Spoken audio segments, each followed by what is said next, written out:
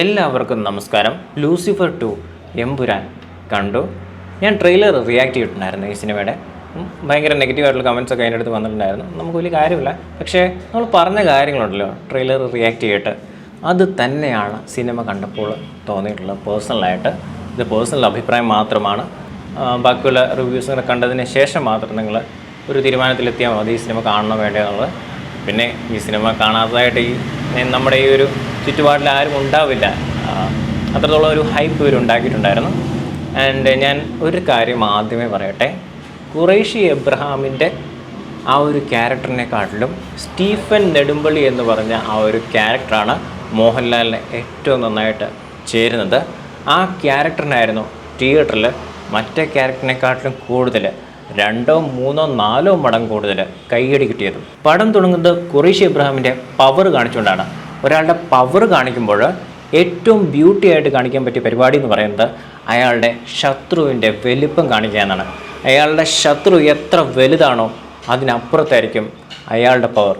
അങ്ങനെ നോക്കുമ്പോൾ ഖുറൈഷി എബ്രഹാമിൻ്റെ വില്ലനെ ഇതിൽ കാണിക്കുമ്പോൾ ഖുറൈഷി എബ്രഹാമിനെ തട്ടിത്താഴിടാൻ പറ്റുന്ന രീതിയിൽ വളരെ സിമ്പിളായിട്ടുള്ളൊരു വില്ലൻ, ഒരു ഭീതിയൊന്നും പടർത്താത്ത, അത്യാവശ്യം നമുക്ക് കണ്ട ഒരു വില്ലൻ എന്ന് തോന്നിക്കുന്ന രീതിയിൽ മാത്രമുള്ള ഒരു വില്ലൻ ശോകമായിരുന്നു. തുടക്കത്തിൽ ഖുറൈഷി എബ്രഹാമിൻ്റെ എതിരാളികളും ശോകമായിരുന്നു. അതുകൊണ്ട് തന്നെ ഖുറൈഷി എബ്രഹാമിന് നമ്മൾ വിചാരിച്ച ആ ഒരു പവർ സ്ക്രീനിൽ കാണാൻ നമുക്ക് പറ്റിയില്ല. അതിനപ്പുറത്തേക്ക് അദ്ദേഹം കേരളത്തിൽ വരുമ്പോൾ സ്റ്റീഫൻ നെടുമുള്ളിയായിട്ട് നിൽക്കുമ്പോൾ കിട്ടുന്നൊരു എനർജി ഉണ്ട്, കിട്ടുന്ന ഒരു ഹരമുണ്ട്, ഒരു രോമാഞ്ചമുണ്ട്. അതാണ് പുള്ളിക്ക് ശരിക്കും ചേരുന്നത്. ഈ സിനിമയിലെ ഓരോ സീനുകളും എടുത്തു വെച്ചിരിക്കുന്നത് വളരെ ഗ്രാൻഡായിട്ടാണ്. അതുപോലെ പല കൺട്രീസിലായിട്ട് ഷൂട്ട് ചെയ്തിട്ടുണ്ട്. ആ കൺട്രീസിൻ്റെ ഒരു എസ്തെറ്റിക് പരിപാടിയൊക്കെ നമുക്ക് ആ സീനിൽ കിട്ടുന്നുമുണ്ട്. പക്ഷേ പ്രധാന വിഷയം എന്ന് പറയുന്നത് ഖുറൈഷിയിലേക്ക് എത്തണമെങ്കിൽ അതിനൊരു കാരണമുണ്ടാവണം. ആ കാരണത്തിലേക്ക് എത്തണമെങ്കിൽ കുറച്ച് കാര്യങ്ങൾ സെറ്റ് ചെയ്യണം. ഇങ്ങനെ ഈ കാരണം നമ്മളിലേക്ക് എത്തിക്കുന്നതിലും അതിനുള്ളിലെ ആ ഒരു കണ്ടൻറ്റിലും ശരിക്കും പറഞ്ഞാൽ തിരക്കഥ പിന്നോട്ട് പോയി എന്ന് തന്നെയാണ് പറയാനുള്ളത്. അത് കൺവിൻസ് ആയില്ല. വെറുതെ ഒരു ഖുറൈഷി എബ്രഹാമിനെ കാണിക്കുന്നു, അദ്ദേഹത്തിൻ്റെ എതിരാളി ഇത്രയും വലുതാണെന്ന് കാണിക്കുന്നു. ആ ലോകം നമുക്ക് പ്രതീക്ഷിക്കാൻ പറ്റുന്ന അല്ലെങ്കിൽ നമ്മൾ വിചാരിക്കുന്നതിനപ്പുറത്തേക്ക് വലുതാണ് എന്നൊക്കെ കാണിക്കുന്നു. അതിനപ്പുറത്തേക്ക് ഒരു കണക്റ്റിംഗ് പരിപാടി ഖുറൈഷി എബ്രഹാം എന്ന് പറഞ്ഞ ആ ഒരു കോട്ടിട്ടപ്പോൾ നമുക്ക് കിട്ടിയില്ല എന്ന് തന്നെയാണ് പറയാനുള്ളത്. സിനിമയിൽ മോഹൻലാലിൻ്റെ എൻട്രി 1 മണിക്കൂറിന് ശേഷമാണ് ഉണ്ടാകുന്നത്. അതുവരെ ഖുറൈഷിയുടെ പവറിനെ കുറിച്ച് കാണിക്കുന്നുണ്ട്. ഖുറൈഷി അവിടെ ഇവിടങ്ങളിലേക്കൊക്കെ പോയിട്ടുണ്ടെന്ന് പറഞ്ഞ് കാണിക്കുന്നുണ്ട്. പിന്നെ കേരളത്തിലെ ഇപ്പോഴത്തെ രാഷ്ട്രീയ സ്ഥിതിയൊക്കെ കാണിക്കുന്നുണ്ട്. അത് വളരെ നന്നായിട്ട് തന്നെ കണക്റ്റ് ആകും. നമുക്ക് കൃത്യമായിട്ട് മനസ്സിലാക്കാൻ പറ്റുന്നുണ്ട്. ഇപ്പോഴുള്ള കാര്യങ്ങളൊക്കെ ചിന്തിച്ച് കഴിഞ്ഞാൽ ചെറിയ ഈസ്റ്റർ എഗ്സ് ഒക്കെ മുരളി ഗോപി ഇട്ട് കൊടുത്തിട്ടുണ്ട് നമുക്ക് മനസ്സിലാക്കുന്ന രീതിയിൽ. എന്നാലും കുറച്ച് സ്ലോ ആയിട്ടാണ് പോകുന്നത്. ആ സ്ലോ ആയിട്ട് പോകുന്ന സമയത്തും ബൈജു എന്ന് പറഞ്ഞ നടൻ നമുക്ക് തരുന്നൊരു കിക്കുണ്ട്. പുള്ളിയുടെ ചെറിയ എക്സ്പ്രഷൻസ് സിനിമ ഇങ്ങനെ പിടിച്ചുകൊണ്ട് പോകുന്നുണ്ട്. അതുപോലെ തന്നെ നമ്മുടെ മഞ്ജു വാര്യറിൻ്റെ പ്രസൻസും നന്നായിട്ട് തന്നെ ഉണ്ട്.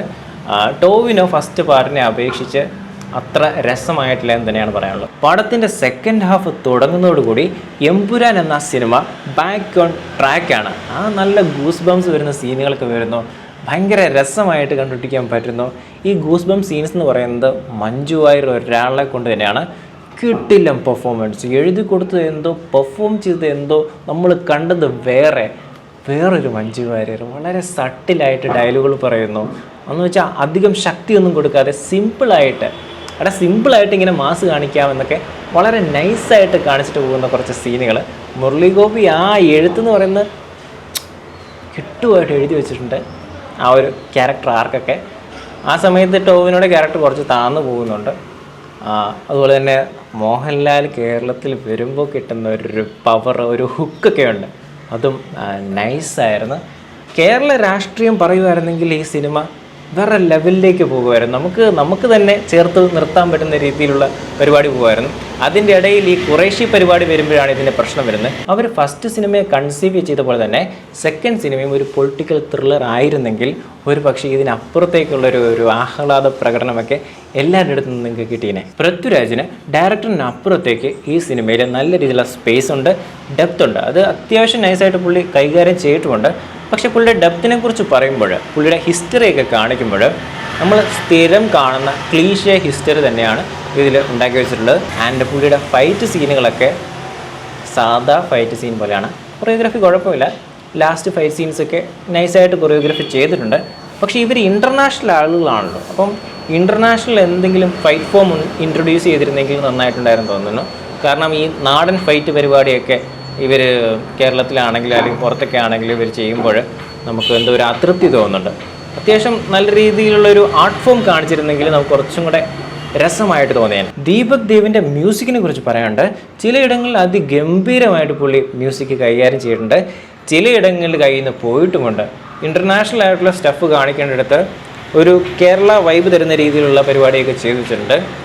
പ്രത്യേകിച്ച് ആ ഒരു ഫ്ലിന്നിൻ്റെ കഥാപാത്രത്തെ കാണിക്കുന്ന ഒരു സീനുണ്ട്, അവിടെ എന്തൊക്കെയോ ഒരു മ്യൂസിക് കൊടുത്തു, തീരെ കണക്റ്റ് ആയിട്ടുണ്ട്. അങ്ങനെ കുറച്ച് ഇടങ്ങളിൽ ഡൗൺ ആയിട്ട് പോയിട്ടുണ്ട്, പക്ഷേ ചിലയിടങ്ങളിൽ അടിപൊളിയായിട്ട് കയറി വന്നിട്ടുണ്ട്. നമ്മുടെ ഫസ്റ്റ് ലൂസിഫറിലെ സ്റ്റണ്ട് സോങ്ങിൻ്റെ റീമിക്സ് ഒക്കെ എടുത്ത് വെച്ചിട്ടുണ്ട്, അത്യാവശ്യം നൈസ് ആയിരുന്നു അതൊക്കെ. പക്ഷേ ചിലയിടങ്ങളിൽ താന്നു പോകുന്നുണ്ട്, ചിലയിടങ്ങളിൽ കയറി വരുന്നുമുണ്ട്. അപ്പം ഒരു ഓക്കെ മ്യൂസിക് ആയിരുന്നു ദീപക് ദേവിൻ്റെത്. എമ്പുരാനിലെ കേരള രാഷ്ട്രീയത്തിലെ ഒരു പ്രധാന പങ്ക് വഹിക്കുന്ന സുരാജിൻ്റെ ക്യാരക്ടർ അത്യാവശ്യം നൈസായിട്ട് പുള്ളി ചെയ്തിട്ടുണ്ട്. സുരാജിൻ്റെ കൂടെയുള്ള മണിക്കുട്ടനും ഓക്കെ ആയിരുന്നു. അവരുടെ ആ ഒരു ലോകത്തിൽ തലപ്പത്ത് നിൽക്കുന്ന പുള്ളിക്കാരൻ്റെ അഭിനയം ഓക്കെയാണ്, പക്ഷേ പുള്ളിക്കാരന് കാര്യമായിട്ടുള്ള ഒരു ഡെപ്ത് പരിപാടി കൊടുത്തിട്ടില്ല.